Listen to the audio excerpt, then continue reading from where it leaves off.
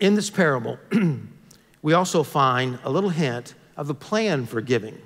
Look with me in verse 10. It says, faithful. That means full of faith, reliable, you can count on, trustworthy in the Greek. And so we look at a very familiar passage in Malachi. In chapter 3, verses 8 through 10, it's the mantra for tithing in the Bible and what to do. Because you ask yourself the question, how much is enough? How much should I give?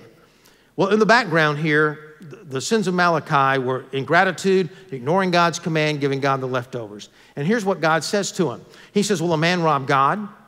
Yet you are robbing me, but you say, how have we robbed you? He says, in tithes and offerings. What is a tithe? What is that? It's a tenth. In the Hebrew, it means a tenth. In the Greek, it means a tenth. It's a tenth portion of what you have. And the people in Malachi's day knew exactly what that meant. And they were trying to skirt around it, doing the best they could and still keep as much as they could. In other words, they weren't generous at all. They would say, well, I'm going to give one of my sheep, because a lot of times they didn't give money. They didn't have the money, so they gave a tenth portion of their flock, a tenth portion of the vegetable crop.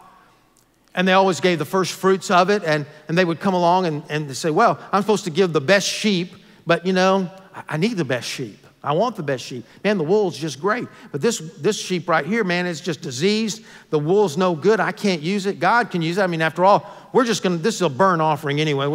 It's giving God, they were giving God the leftovers of their lives. And he says, I have commanded you to tithe. A tithe, again, means a tenth portion. It began with Abraham in the Old Testament. It was incorporated into the law. And here's what Jesus said about it. He says, but woe to you, Pharisees, for you pay tithe of mint and rue and every kind of garden herb, and yet disregard justice and the love of God. But these are the things you should have done without neglecting the others. He says you should tithe. He didn't say not to tithe. He said, but Pastor, the emphasis in the New Testament is grace. But listen to me very carefully. Grace does not change how God feels about sin. Grace only changes how he responds to it.